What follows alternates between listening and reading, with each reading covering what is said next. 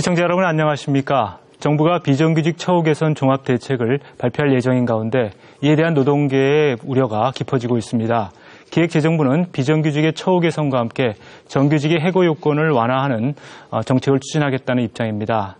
하지만 노동계는 정부 대책이 고용 불안을 심화시키고 비정규직을 양산하는 정책이라며 반발하고 있습니다. 오늘 포커스 경남에서는 경남 지역의 비정규직 실태를 점검하고 비정규직 문제를 해결하기 위해서 어떤 해법이 바람직한지 토론하겠습니다. 자, 그럼 오늘 토론을 함께해 주실 분들 소개해드리겠습니다. 먼저 한국경영자총협회 김영환 팀장 나오셨습니다. 안녕하십니까. 민주노총 경남본부 김성대 조직국장 나오셨습니다. 안녕하십니까. 미래를 준비하는 노동사회교육원 김정호 소장 나오셨습니다. 네, 반갑습니다. 경남 비정규직 근로자지원센터 최영숙 팀장 나오셨습니다. 안녕하세요. 지난달 25일 최경환 경제부총리는 현재 정규직은 과보호되고 있고 비정규직은 덜 보호되고 있어서 기업이 정규직을 뽑지 못하고 있는 상황이라면서 노동시장 개혁을 강조했습니다. 현재 정부가 추진하고 있는 비정규직 처우 개선 종합대책에는 파견 가능 업무의 확대와 이 기간제 근로자의 사용기간 연장이 포함되어 있는 것으로 알려져 있습니다. 자, 이런 정부의 입장에 대해서 토론자들의 의견은 어떤지 먼저 듣고 시작하겠습니다. 김영환 팀장부터 말씀해 주시죠.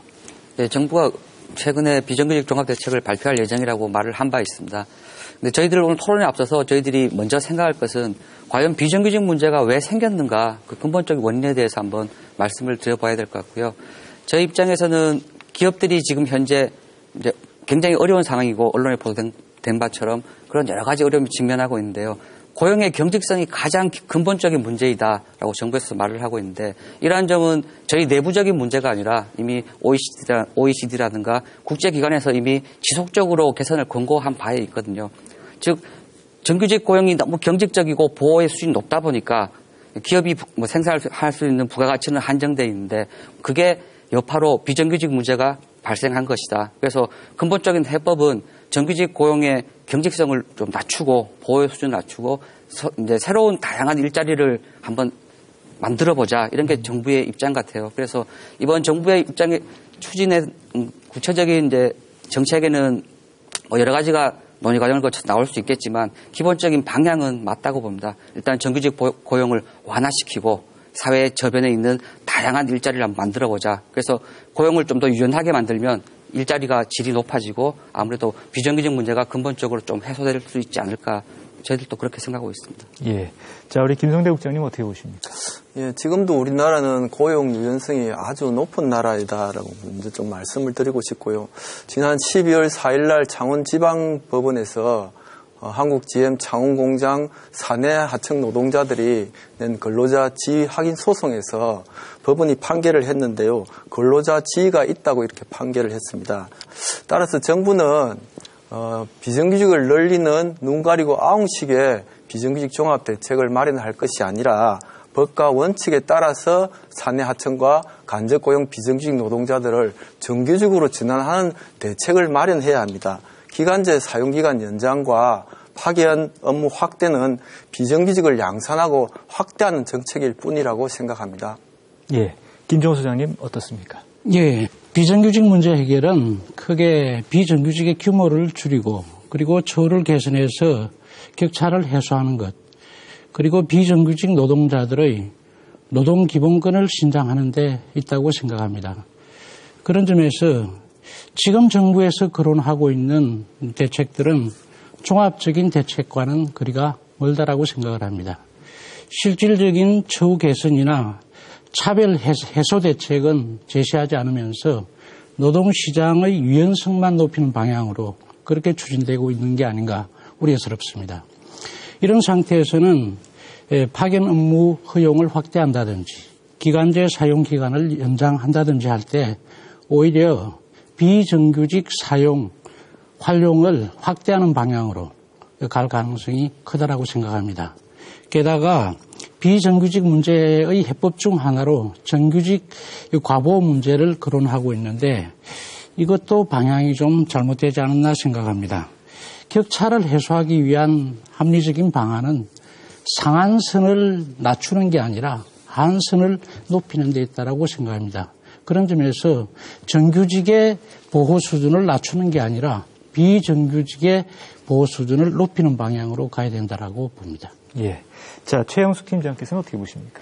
예. 얼마 전에 참 가슴 아픈 소식들을 참 많이 듣게 되는데 그 중에 하나가 최근에 그 압구정에 있는 신현대 아파트 경비 노동자의 그 자살 사건이었습니다. 이 노동자는 이제 그 인격적 모독에 못 이겨서 한마디로 생을 마감하게 되는, 스스로 마감하게 되는 이제 사건이었는데, 그 이후에 벌어지는 일이 지금 우리나라 비정규직의 현실을 적나라하게 보여주는데요. 이 노동자가 분신하는 사건으로 이 사회적 지탄을 그 현대 아파트가, 신현대 아파트 입주민들이 받게 되자 이것을 이제 처리하는 방식이 그 경비 노동자들이 소속된 용역업체와의 계약을 15년 동안 이어온 계약을 일방적으로 해지하는 것으로 처리를 합니다. 직접적 해고를 하지는 않았습니다. 그렇지만 106명의 노동자들이 길거리로 나앉게 되었습니다. 이것이 바로 간접 고용 노동자의 현실입니다.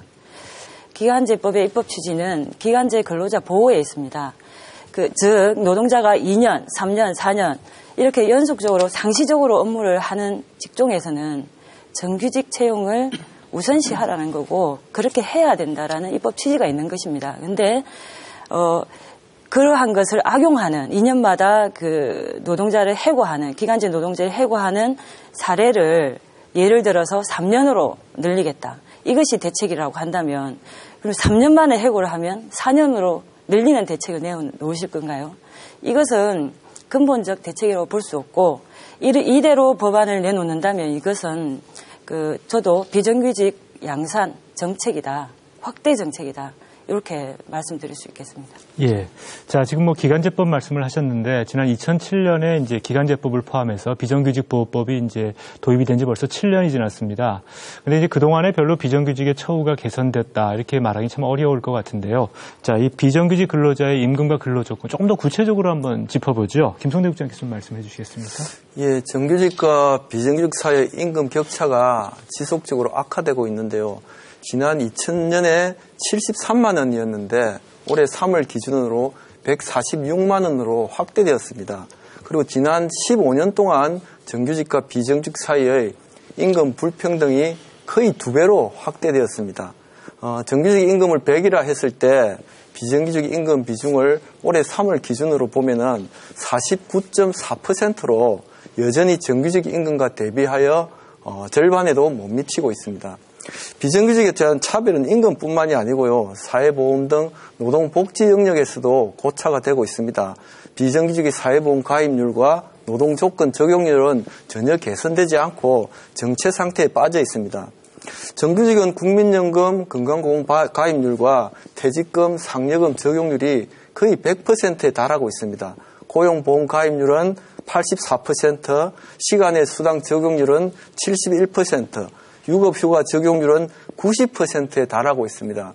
반면에 비정규직은 올해 3월 현재 기준으로 보면은 국민연금, 건강보험, 또 고용보험 가입률이 최대로 해서 39%에 불과하고 비정규직의 퇴직금, 그리고 상여금, 시간의 수당, 육업휴가 적용률을 보면은 최저 18%에서 최대 38% 수준에 불과한 실정입니다. 사회 양극화의 현주소를 적나라하게 보여주고 있다고 생각합니다. 예. 자, 이 비정규직 문제를 좀 지역별로 좀 따져서 우리 지역 문제를 한번 볼까요? 그 지역별 교용 형태를 저희가 보니까 이 경남 지역의 직접 고용 근로자 비율이 65.4%로 전국에서 4번째로 낮습니다. 그만큼 비정규직이 많다는 얘기인데요. 이 경남 지역이 특별히 비정규직 노동자가 많은 이유가 있습니까? 김 소장님 어떻습니까? 예. 기업별 고용 형태 그 공시 자료를 보니까 대기업일수록 그리고 업종별로 보면은 제조업이나 건설업 분야에서 간접 고용의 비율이 굉장히 높습니다. 경남 지역의 간접 고용 비율이 높은 이유는 경남 지역의 제조업 대기업이 다른 지역에 비해서 상대적으로 높기 때문인데 예를 들면 그저에 있는 대우조선 같은 경우는 전체 노동자 4만 3천여 명 중에서 간접 고용 노동자가 3만 명이 넘습니다. 그래서 간접 고용 비율이 69.9%로 전국 1위에 해당하고 그다음에 그 옆에 있는 삼성중공업 거제조선소의 경우에도 60%가 넘습니다. 장공단에 있는 STX조선도 60%가 넘고요. 거기에다가 이 조선이 아닌 예를 들면 장공단의 현대위아 같은 경우에도 40%가 넘고, 그리고 5년 전에 240여 명을 인원 감축했던 대림자동차의 경우에도 보니까 간접 고용 비율이 62.8%입니다. 그 당시 인원 정리를 했는데 지금 비정규직 규모는 2배로 늘어났습니다. 예. 한마디로 대기업, 제조업이 많기 때문에 경남의 간접 고용 비율이 높다, 그렇게 이야기할 수가 있습니다. 예. 자, 이 경남 지역은 특히 간접 고용 문제가 심각하다, 이런 말씀이시고. 근데 이제 지금 정부 대책 중에는 이제 기간제 근로자의 경우에 아까 우리 최 팀장님 말씀하셨습니다만, 기간제 근로자의 사용 기간이 현재 2년인데 이걸 3년으로 연장하겠다, 이제 이런 입장을 정부가 표명을 한 바 있습니다. 이 정부 입장에서는 이제 기간제 근로자의 사용 기간을 연장을 하게 되면 아무래도 2년에서 3년만큼 고용 불안의 기간도 좀 적어지고 또 이 근로자의 숙련이 향상이 돼서 계속 고용의 가능성이 좀 높아지는 거 아니냐, 이제 이런 입장을 가지고 있는 것 같습니다. 김영환 팀장님 어떻게 보십니까? 네, 그 기간제 근로자 문제에 대해서 말씀드리기 이전에 아까 저희가 나눴던 그 경비 근로자 문제랑 사내하청 문제에 대해서 간단히 말씀을 드리겠습니다. 일단 저희들이 비정규직 문제를 논의를 하면서 가장 먼저 가지고 있는 오류는, 자, 비정규직은 절대 안 된다. 예를 들어서 극대화시켜서 말씀드리면 사회악이다, 아니면 나쁜 일자리다, 이런 편견이 있는데요. 그것은 잘못된 것이라고 저희들은 생각을 일단 하고 있고요. 자, 모든 근로자들이 근로조건이 향상되고 만약에 경제적으로 윤택해지는 것은 바람직하죠. 어떤 기업도 그렇게 그걸 반대하지 않습니다. 반대하지 않는데, 과연 저희 현실상 모든 기업들이 정규직으로, 즉 기간에 제한이 없는 근로자로 채용을 한다거나, 아니면 사내하청을 활용하지 않고 전부 자기가 생산을 한다거나, 이것은 현대 산업사에서 사실상 불가능합니다. 저희들이 잘 알다시피 외국의 BMW라든가 자동차 기업, 토요타, 아니면 애플이라든가 나이키, 모든 대부분의 기업들은 이제 전문화, 분업화를 시행하고 있거든요. 실제 한 회사가 외주를 주지 않고 모든 것을 생산하는 것이 가능할 것인가, 거기에 대해서 한번 생각을 해봐야 될 것 같고요. 2007년도에 비정규직법이 마련된 이후에 과연 격차가 줄어들었느냐 늘었느냐에 대해서 이제 말씀들이 있는데, 실제 통계를 보면, 노동부 통계를 보면 시간당 임금 총액은 지속적으로 격차가 줄고 있습니다. 즉 엊그저께 통계청에서 나온 통계 자료를 보면 사실 통계상의 이제 차이인데요. 통계청 자료는 전 국민을 상대로 하거든요. 예를 들어서 가사 근로자도 포함이 되고 임금 총액의 기준이기 때문에 OT 수당도 포함이 돼요. 근데 사실 임금의 격차라는 것은 시간당 얼마를 받느냐, 이걸로 하면 2007년도에 55%였는데 2013년도 현재 64%로 많이 올라와 있습니다. 그래서 물론 좀 더 기업들이 비정규직 처우에 대해서 개선 노력을 해야 되는 건 분명하지만 실제 격차는 비정규직법 시행 이후에 줄어들고 있다. 그 말씀 한번 드리고요. 경남 지역에 이제 사내하청이 많다라는 통계가 나왔어요. 이게 이제 올해부터 시행된 고용형태 공시제라는 제도에 따른 결과인데요. 실제 대기업 사내하청 근로자들은 물론 원청 직원보다는 수준이 낮습니다. 낮은 건 분명한데, 대기업 사내하청 근로자가 전국 임금 근로자 평균이라든가 아니면 중소기업의 정규직 근로자보다 임금 수준이 높습니다. 자, 그러한 걸 보면 이 지역의 경남 지역에는 자동차, 조선, 정유와 같은 이제 대규모 제조업체들이 많은데 실제 임금 총액은 경남이 높은 편에 속해요. 그래서 과연 경남 지역의 근로자들이 열악한가, 그것도 한번 생각해 볼 필요가 있는 것 같고요. 사내하청이나 이제 아까 말씀하신 경비 근로자를 이제 저희들이 흔히 비정규직의 문제로 포함해서 말씀을 하시는데, 이제 협력업체 근로자죠, 그죠? 사내하청 근로자는 그 회사의 정규직 근로자입니다. 그래서 저희들이 비정규직의 범위를 어디까지 할지는 사실 명확히 이게 법률상 개념이 아니라서 분명하지는 않은데, 중소기업 근로자가 대기업과 어떤 협력업체 관계에 있다고 해서 저희들이 흔히들 이제 사내하청 근로자라고 해서 다 이제 비정규직 논의의 이제 범주에 넣는데 그것은 잘못된 거라고 생각을 해요. 예를 경비 근로자 같으면 해당 관리업체겠죠, 그죠? 용역업체의 정규직 근로자예요. 아파트 단지와의 관계에서 예를 들어서 오랜 관계가 해소되는 것은 여러 가지 이제 안타까운 면의 사정이 있겠지만 그 자체가 정규직 근로자이기 때문에 저희들이 흔히들 비정규직 문제를 하면서 정확한 이제 분석을 하지 않고 취약계층이죠, 그죠? 저희들 취약계층 근로자 모두를 포함해서 비정규직 문제에 넣는 것은 일단 논의의 시작이 잘못되었다. 저는 그렇게 생각을 합니다.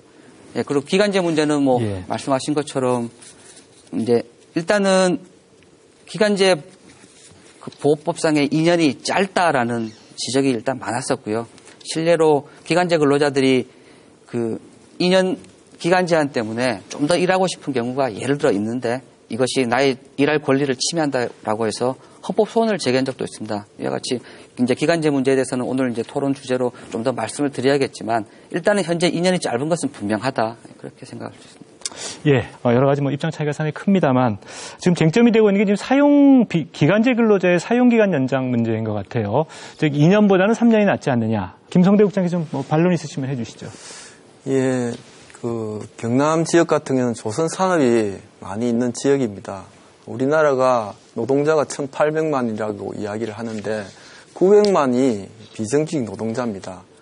문제의 핵심은 기간제 같은 경우에는 고용기간 연장이냐 아니냐 이런 부분으로 접근할 것이 아니라 핵심은 비정규직의 확대냐 또는 비정규직의 축소 또는 건절이냐 하는 것입니다. 지금 우리나라의 노동 유연성이 아주 높습니다. 그래서 비정규직을 축소하는 방향으로 건절하는 방향으로 나아가야 하는 것은 당연한 이치라고 생각합니다. 정부의 정책대로 한다면은 비정규직이 확대되는 것은 불을 보듯 뻔한 이치라고 생각이 듭니다. 따라서 고용노동부나 경총이 역설적으로 기간제법 때문에 오랫동안 일할 수 있는 사람이 해고된다 이렇게 하고 있는데 그렇다면 기간제법을 오히려 폐지를 해야 된다고 생각합니다. 노동부 장관이 기간제 노동자들의 의견을 물어서 기간제 연장을 하게 되었다 이렇게 말씀을 하시는데요. 기간제 노동자들한테 다시 한번 물어보시기 바랍니다. 실질적으로 비정규직 당사자들이 기간 제한 연장을 바라는지 아니면은 정규직으로 전환되는 것을 바라는지 말입니다. 해답은 바로 있습니다. 정규직 전환이 해답이라고 생각이 듭니다. 정부의 종합대책 역시 정규직 전환 방안이 강화되지 않는다면 그거는 대책이라고 말할 수 없다고 생각이 듭니다. 현재 쪼개기 계약이 굉장히 널리 퍼져나가고 있는데요. 이것만 보더라도 기본적으로 기간 제한 방식의 대책이 실효성이 없다 하는 것을 반증하고 있습니다. 2년으로 제한된 지금도 그렇고 또 앞으로 3년으로 늘려도 쪼개기 계약은 사라지지 않을 것이라 이렇게 생각이 드는데요. 쪼개기 계약 대책도 역시 정규직 전환 대책을 통해서 정규직 전환을 강화하면 될 일이지 미봉책으로 이런저런 미봉책으로 대체할 일이 아니다. 저는 그렇게 보고 있고요. 정상적인 정부라고 생각이 든다면 사용기간 연장이 아니라 비정규직 사용을 엄격히 제한하는 그런 정책을 수립해야 한다고 생각합니다. 예, 우리 김정수 소장님 어떻게 보세요? 예. 기간제 사용기간 연장, 이건 이미 실패한 정책입니다. 기간제법이 시행된 2008년부터 2013년까지 기간제 노동자가 단지 0.1% 줄어든 걸로 나타났다는 뭐 그런 연구 결과도 있습니다. 그러니까 이 법이 비정규직을 줄이고 정규직으로 전환하는 효과는 크게 보지 못했다는 거죠. 그리고 현실을 보더라도 지금 기간제 사용기간 2년의 의미가 과연 사용자들에게 어떤 메시지를 던져줄지 보면은 뭐 그거는 현실에서 드러나고 있습니다. 2년을 채워서 정규직으로 전환시키기보다는 아까 쪼개기 계약 말씀하시는데 그렇게 해서 때우는 형태들이 대부분입니다. 그래서 3년으로 연장을 하든 뭐 10년으로 연장하든 차이가 없다는 거죠. 오히려 노동자의 처지에서 보면은 10년쯤 뭐 연장해야 된다는 이야기도 있는데 실제 10년 정도 비정규직으로 일하다가 정규직으로 전환되지 못했을 경우에는 경력만 단절되는 거죠. 그리고 다시 비정규직 시장으로 들어갈 수밖에 없는 그런 처지라고 생각을 합니다. 그리고 그렇게 사용 기간을 연장했을 경우에 이건 거꾸로 사용자들로 하여금 현재 있는 정규직을 비정규직으로 전환하도록 유도하는 그런 동기를 제공할 수 있다라고도 생각을 하고요.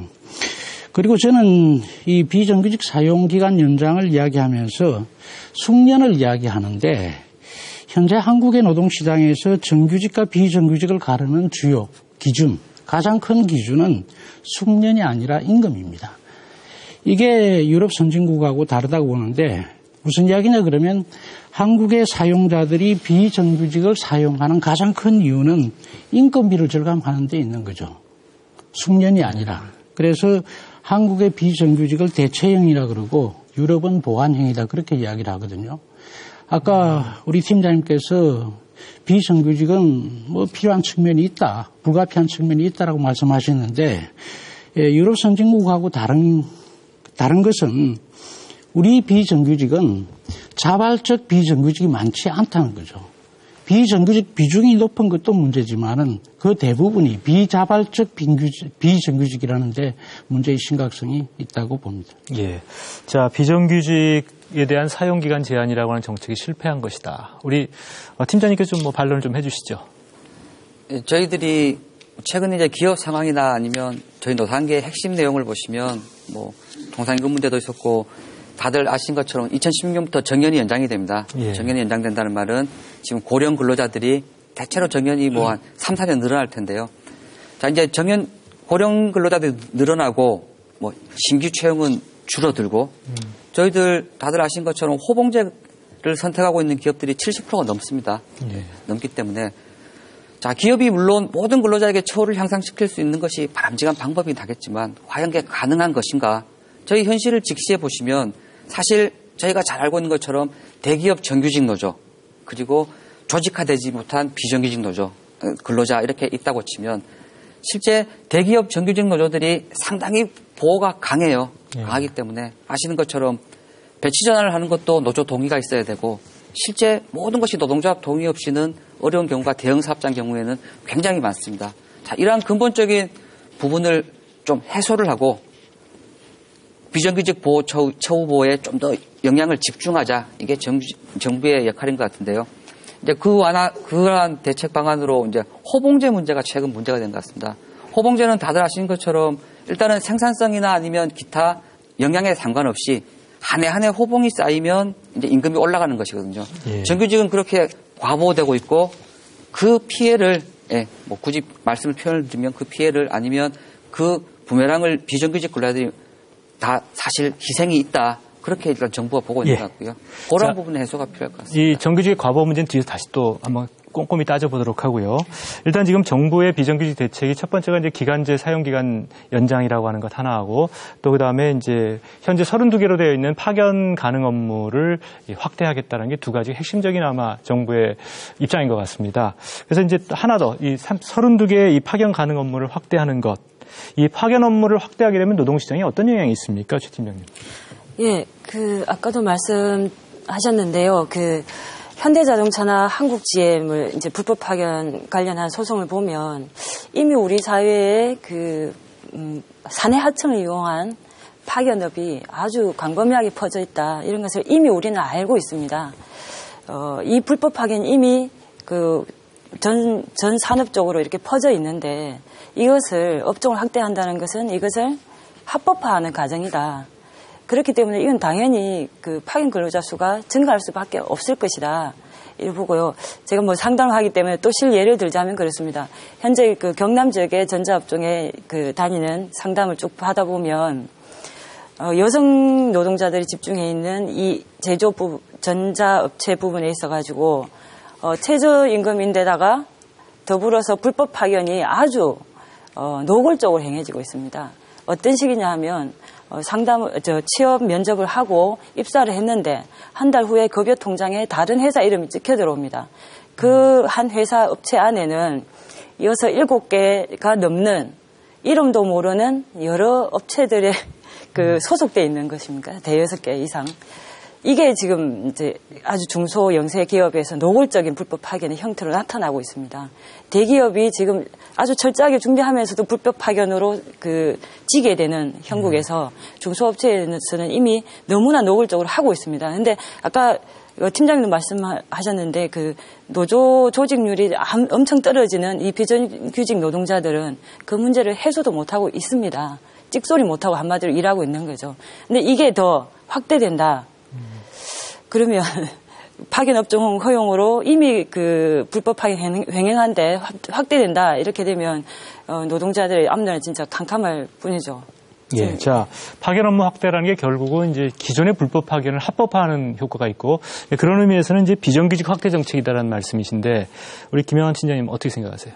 예, 저희 파견법은 일단 32개 업무에 대해서만 파견을 허용하고 있고요. 일단은 저희 경쟁국들인 OECD 국가들하고 이제 비교를 해보면, OECD 국가 중에 미국이라든가 독일이라든가 저희가 비교할 수 있는 대부분의 국가는 파견 근로자 사용 기간 제한도 없고 사용 사유 제한도 없습니다. 즉 달리 말하면 파견 근로자를 모든 업무에 즉 제조업 생산 공정에도 쓸 수 있고 기간 제한이 없기 때문에 자유롭게 쓸 수 있습니다. 물론 파견 근로자를 처우는 계속 개선을 시켜야 돼요. 그럼 저희들의 당면 과제이고 기업도 동의를 합니다. 저희들이 앞으로 노사나 정부가 고민해야 될 부분은 비정규직 기간제 근로자나 아니면 파견 근로자 이에 대한 격차와 처우 이것은 지속적으로 좁혀야 된다. 이것은 누구나 공감하는 문제이고요. 저희들이 이제 의무일 테고 다만 저희 기업들이 이제 말씀을 드리고 싶은 것은 당사자 합의에 따라서 자유로운 사용을 허용해 달라. 즉 외국처럼 저희는 사실 제조업이 파견을 못 쓰기 때문에 거의 전혀 안 되고 있거든요. 사용 사유라든가 아니면 기간 제한을 풀어달라. 대신 기업들이 기간제 근로자나 파견 근로자에 대한 차별이나 이제 격차 해소는 해나가겠다 이런 입장이고요. 실제 현행법상으로도 말씀하신 것처럼 불법 파견 문제가 많이 생기는데 저희 법상 파견 근로자하고 이제 정규직 근로자랑 이제 똑같은 일을 함에도 불구하고 차별이 있으면 차별 시정을 받습니다. 예. 즉 법률상 업무가 같으면 그걸 해소해야 되는 의무가 있기 때문에 이러한 것들은 차별 해소는 점진적으로 나아가되 사용은 자유롭게 하는 것이 저희 경쟁력을 위해서도 맞겠다 그런 입장입니다. 근데 지금 김 팀장님 말씀하신 걸 보면, 그러니까 파견 자체는 늘어나는 게 유연화되는 거는 문제가 없지만 처우의 격차가 큰 거는 문제다. 그래서 그거는 개선한다 해야 된다는 말씀이신데, 아까 우리 김성호 소장님께서는 비정규직을 사용하는 중요한 이유가 임금이다. 근데 임금 때문에 비정규직을 쓰는데 파견 근로자의 이 처우가 그렇게 급속히 개선되는 게 가능하겠습니까? 어떻습니까? 이제 이거는 이제 말씀드린 것처럼 정규직에 이제 양보가 있어야 될 테고요. 예. 사실 저희가 항상 논의가 되는 거죠. 정규직의 임금 양보, 협의 이 부분이 전제가 되어야 될 것이고 이제 또 말씀을 조금 더 나오겠지만 이제 호봉제 문제가 있고 그거에 대한 근본적인 해소 방안으로 요즘 많이 이제 기사에 나오고 있어요. 자, 직무급 문제가 나오고 있습니다. 즉 똑같은 일을 하게 되면 거기에 업무의 가치에 맞는 임금을 주는 임금 시스템으로 가야 된다. 예. 사실 저희들은 지금 그게 아니죠. 그죠? 정규직이면서 근속연수가 많으면 임금을 가장 많이 받는 유형일 테고요. 자, 이걸 철폐하고 직무와 업무에 딱 맞게끔 임금 시스템을 바꾸게 되면 저희가 지금 고민한 것처럼 기간제 근로자든 파견 근로자든 저희가 말하는 정규직과 똑같은 일을 하면 똑같은 급여를 지급하는 게 마땅한 거죠. 그래서 예. 그런 임금 체계 개편이 사실상 결론적인 키라고 볼 수 있을 것 같아요. 예. 우리나라 같은 경우에는 노사 관계가 굉장히 전근대적입니다. 전근대적이다 하는 것은 다시 말씀드리면은 산업 현장의 부당 노동 행위가 굉장히 많이 퍼져 있습니다. 노동조합 탄압이 굉장히 많은 그런 나라입니다. 그런 나라에서 우리가 노동자들이 자발적으로 차별 시정 요구하기가 굉장히 어려운 현실입니다. 그래서 정규직과 비정규직의 차별은 굉장히 많이 현장에 고착화되어 있는 게 사실이고요.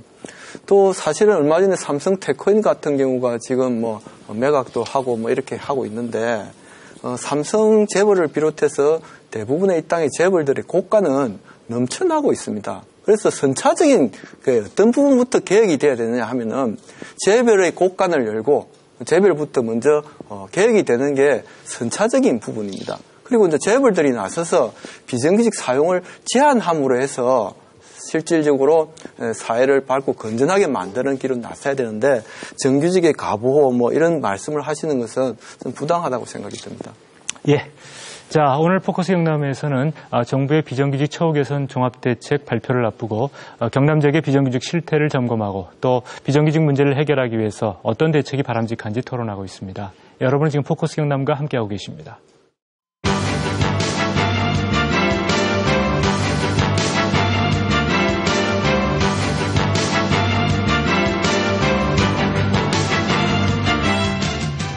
자, 자, 지금 뭐 비정규직과 관련해서 여러 가지 말씀들을 하셨습니다만, 이 박근혜 대통령은 지난 대선 때 비정규직의 고용 안정, 특히 공공 부분에서 상시적 업무에 대한 비정규직은 정규직으로 전환하겠다 이렇게 약속한 바 있습니다.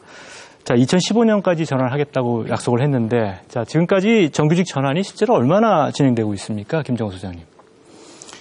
예, 구체적인 수치를 들기보다 정규직 전환율, 비정규직의 정규직 전환율을 한번 볼 필요가 있는데, 얼마 전에 나온 OECD 그 보고서를 보니까 한국의 비정규직 전환율은 1년 뒤에 정규직으로 전환하는 비율이 11.1%, 그리고 3년 뒤에 22.4%가 정규직으로 전환하는 것으로 그렇게 나타났습니다. 그래서 영국이나 독일, 프랑스, 네덜란드, 일본 등 16개 나라 중에서 가장 열악한 수준으로 확인이 됐고요.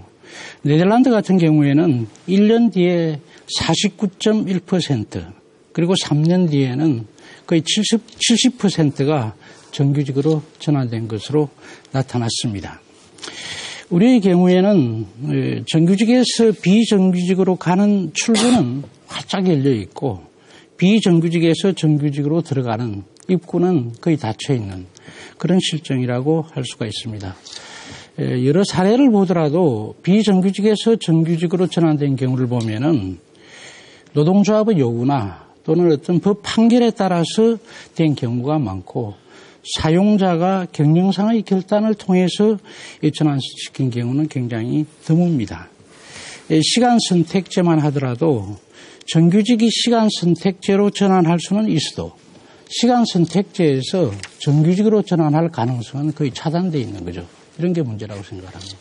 예, 지금 뭐 우리 김정수 시장님께서 정규직에서 비정규직으로 가는 문은 활짝 열려 있는데 비정규직에서 정규직으로 가는 건 도저히 불가능하다. 이제 이런 말씀하셨어요. 이 정규직으로 이렇게 비정규직의 어느 정도 숙련도 쌓고 회사에서 이게 필요한 사람이라고 판단되면 정규직으로 전환하는 게 바람직해 보이는데, 이렇게 어려운 이유가 뭔지, 이렇게 정규직화 시키는 게 기업의 입장에서 그렇게 부담이 큰 겁니까? 어떻습니까? 일단은 뭐 기간제 근로자 중에 일부는 정규직 전환된 경우가 있을 테고요. 아니면 되지 못한 경우도 있을 텐데, 정규직이 되게 되면 글쎄요, 기업의 케이스마다 다르겠지만 사실 고용 부담이 굉장히 높긴 합니다. 이 부분은 뭐 지속적으로 반복해서 말씀드리지만 정규직에 대한 고용 해고가 사실상 불가능하기 때문에 저희들 정규직의 퇴출은 실제 굉장히 어렵습니다. 예를 들어서 뭐 어떤 기업의 경우에는 영업 적자가 1조가 났는데 이제 기업이 이제 심각한 경영상의 어려움에 처했을 때 명예퇴직을 실시를 하는 걸 저희들이 많이 볼 수 있습니다. 명예퇴직을 실시하게 되면 명예퇴직 위로금을 줘야 돼요.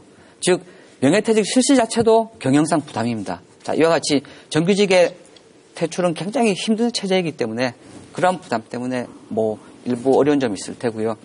저희가 고용의 유연성을 말씀하시면서 이제 쉽게 말씀을 드리면 저희가 노동시장 밖에서 안으로 들어온 게 지금 굉장히 어려운 상황입니다. 즉 지금까지 저희 노동법이나 아니면 노동운동의 모든 내용들은, 법제도들은 시장에 이미 참여한 사람들에 대한 보호, 즉 과보호가 핵심적인 내용이었거든요. 예. 그래서 저희들도 유럽의 사례처럼 자, 시스템을 바꾸자. 노동시장에 진입한 사람의 보호에 치중할 것이 아니라 노동시장 밖에 있는 사람들이 안에 들어오는 것을 쉽게 해주자. 그리고 시장 안에서도 이동을 쉽게 해주자. 자, 그것이 결국은 시장의 저변을 넓히고 저희가 말하는 일자리를 늘리는 방안 아니냐. 유럽 선진국의 사례를 보더라도 저희들이 그걸 확인할 수 있습니다. 예. 자, 이 정규직을 해고하는 게 너무 힘들어서, 즉 정규직 고용시장의 경직성이 너무 높아서 이 정규직을 못 뽑는 것이다. 과연 정규직 과보가 비정규직 양산과 어떻게 연결되어 있다고 보십니까? 우리 김정수 님 어떻게 보세요?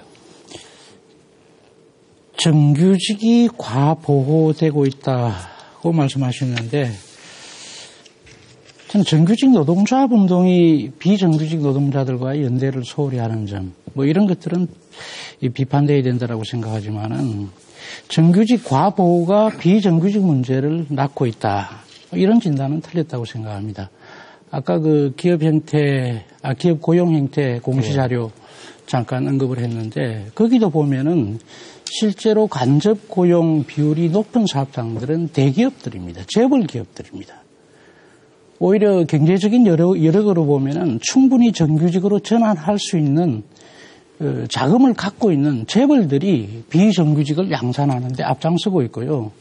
그 다음에 요 몇 년 동안의 사례를 보더라도 IMF 이후에 지금의 한국 GM, 뭐 현대자동차도 정리해고했죠, 그죠? 한국 GM도 했고, 그리고 쌍용 자동차에 이르기까지 한국 굴지의 대기업들 치고 이 정리해고 뜻대로 안 한 기업들이 없습니다. 삼성 같은 경우에도 뭐 소리 소문 없이 합니다. 이걸 꼭 어떤 인위적인 정리해고만 치는데 뭐 명예퇴직이라든지 그다음에 금고사직 이런 것까지 합치면은 제가 보기에는 재벌 기업들 오히려 정리해고 노동시장위원회에 가장 앞장서고 있고 비정규직 양산에 앞장서고 있는 거죠. 그래서 이거는 좀 진단이 틀린 게 아니냐 그렇게 보고 실제 OECD 회원국 중에서 어떤 연구 결과를 보니까 정규직 집단 해고를 어떻게 쉽게 시킬 수 있느냐 하는 그 수준에서 정도에서 저희 한국이 34개 나라 중에서 뭐 4위. 예. 네 번째로 해고가 쉽다는 그런 알겠습니다. 지금 김정욱 소장님 말씀은 대기업의 경우에 실제로 일상적인 구조조정이 많이 이루어지기 때문에 정규직 언제든지 해고가 되고 있고 또 실제로 비정규직을 정규직화 시킬 수 있는 경제적인 여력도 상당히 있는데 정규직화를 안 하고 있다. 이런 말씀인데 어떻게 생각하세요? 글쎄요, 그 부분에 대해서는 저희들이 뭐 이제 사내 유보금 말씀을 하셨는데요. 뭐 오늘 토론과는 약간 방향이 다르지만, 자, 기업들이 실제 사내 유보금을 쌓게 되면 여러 가지 목적이 있을 것 같아요. 실제 기업이 생존하기 위해서는 지속적인 연구 개발이 필요하기 때문에 사내 유보금은 연구 개발에도 써야 될 테고 또 급작스러운 위기에 대응하기도 위해서 써야 될 테고 돈이 일단 모였는데 그것을 모두 근로자에게 뭐 다 처우를 위해서 쓴다는 건 사실상 기업의 생존의 목적에 비춰봐도 맞지 않는 것 같고요. 저희들이 언론에 봐서 많이 알겠지만 저희 기업들이 지금 어려운 경우 굉장히 많습니다. 예, 많기 때문에 저희가 지금 논의하고 있는 비정규직도 그렇고 또 논의되고 있는 사회적 이슈가 근로시간을 줄이자 월급은 그대로 주고 그것도 그렇고 정년은 60세로 연장이 이제 되게 돼 있고요. 예. 사내하청도 쓰지 말고 자, 이러한 이슈가 현실화된다면 사실 감당할 수 있는가?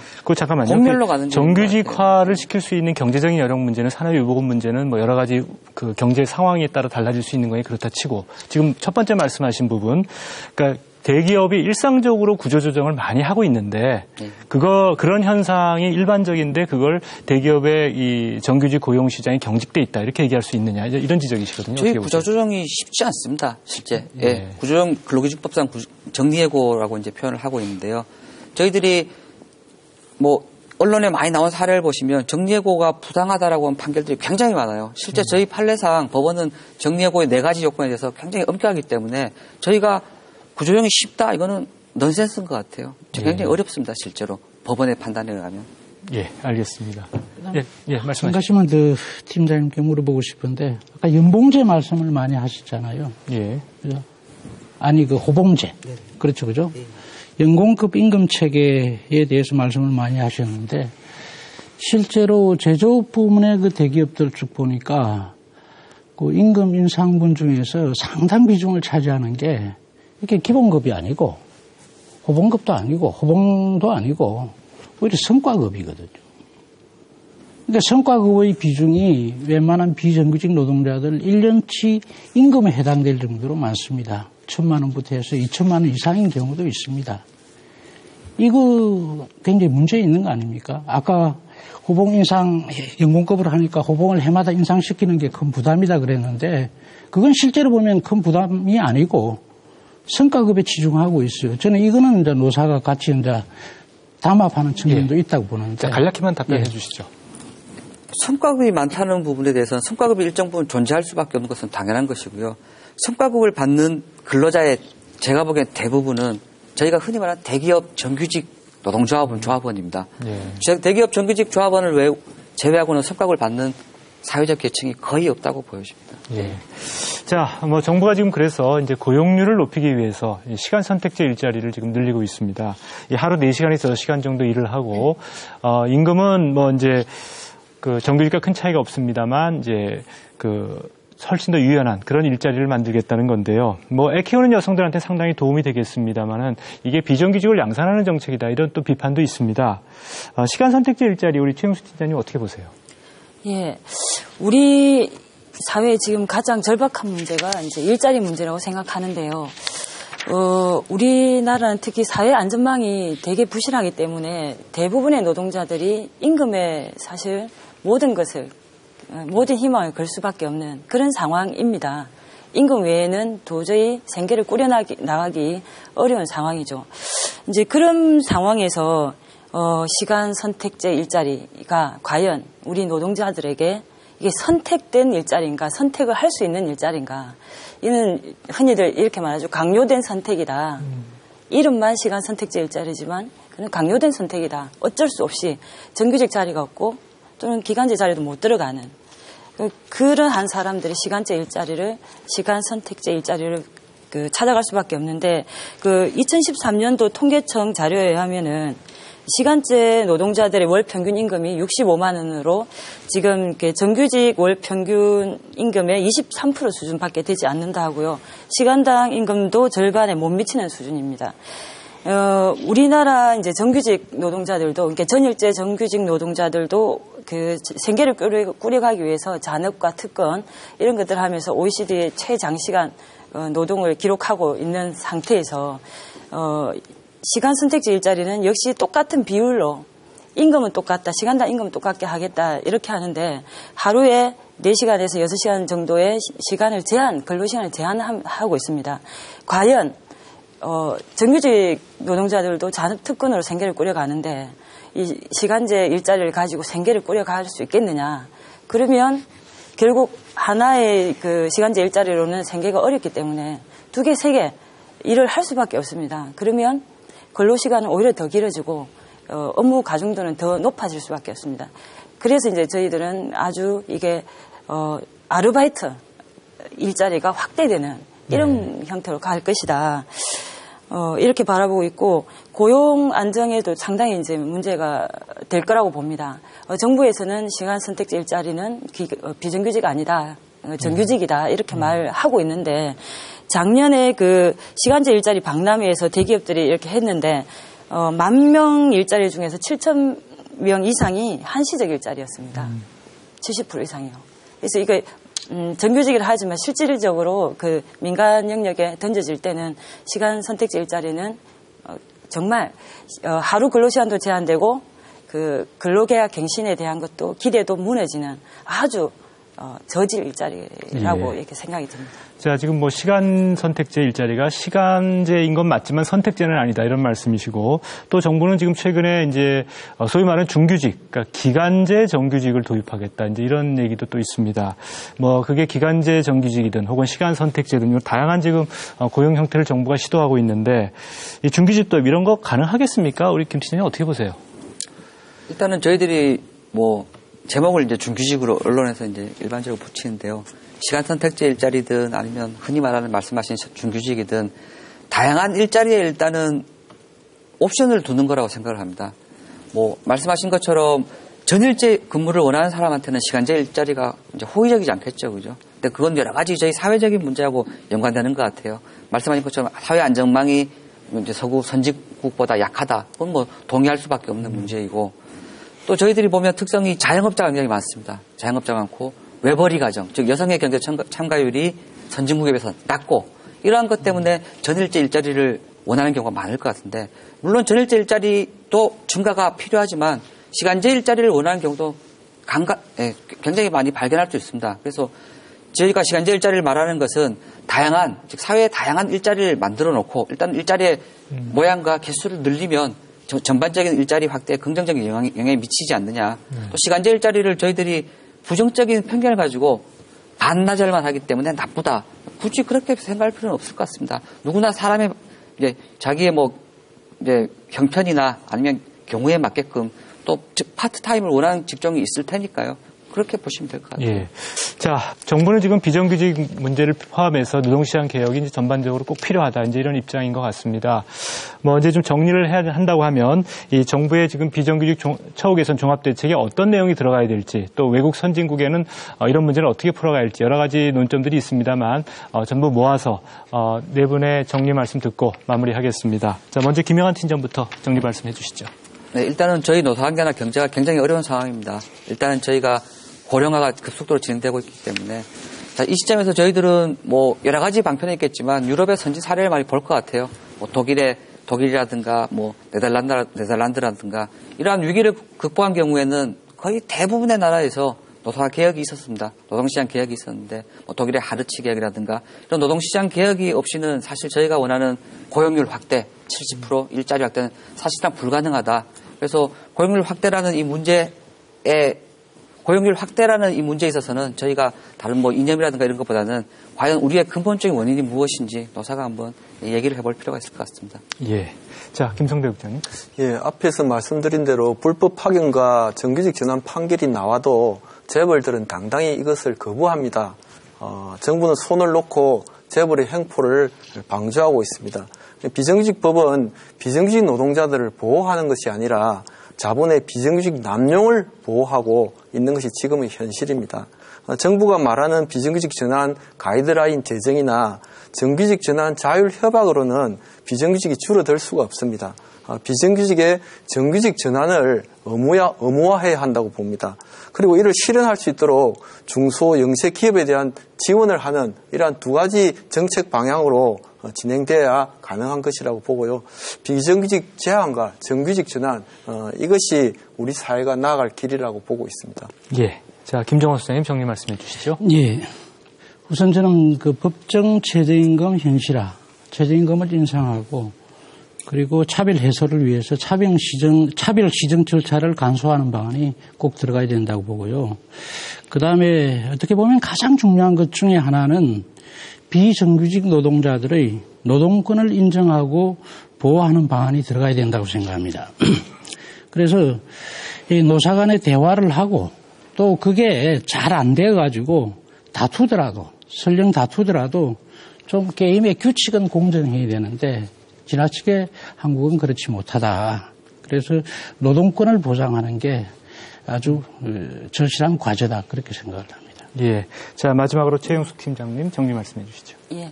그 비정규직이 정규직의 절반을 넘어섰다고 하는데요. 우리 가족 중에 적어도 한두 명은 비정규직이 있을 수 있다라고 볼 수 있겠습니다. 가계 수입을 정대시키는 방안은 사회 안정망 확충과 더불어서 임금 소득을 늘리는 길입니다. 뻔히 그런 이제 그 명제를 던져놓고 대안을 세우겠다고 해놓고 지금 내놓는 비정규직 대책은 정말 거꾸로 가는, 이거하고 제목과 내용이 정말 따로 노는 이런 대안이기 때문에 앞으로는 이제 임금 소득을 늘려가는 방도는 비정규직 규모를 줄이기 위해서는 비정규직을 사용하는 사유에 대해서 제한을 둬야 된다. 이 방향으로 나아가는 대책들을 마련해 주기를 좀 간곡하게 요청하면서 마무리 짓겠습니다. 예. 네. 정부는 비정규직 처우 개선이 필요하지만 이를 위해서도 이 정규직 과부를 없애야 한다는 입장입니다. 과연 정규직의 과부가 비정규직의 양상과 처우 열악한 근로현실의 원인인지에 대해서는 논란의 여지가 있습니다만은, 그러나 현재와 같은 노동시장의 양극화를 더 이상 방지할 수 없다는 점은 분명한 것 같습니다. 만약에 노동시장 개혁이 필요하다고 하면 그것은 일한 만큼의 보상과 동일 노동에 대한 동등한 대우라는 원칙에서 출발해야 되지 않을까 싶습니다. 자, 오늘 포커스 영남 여기서 마치겠습니다. 함께해 주신 여러분 고맙습니다. 안녕히 계십시오.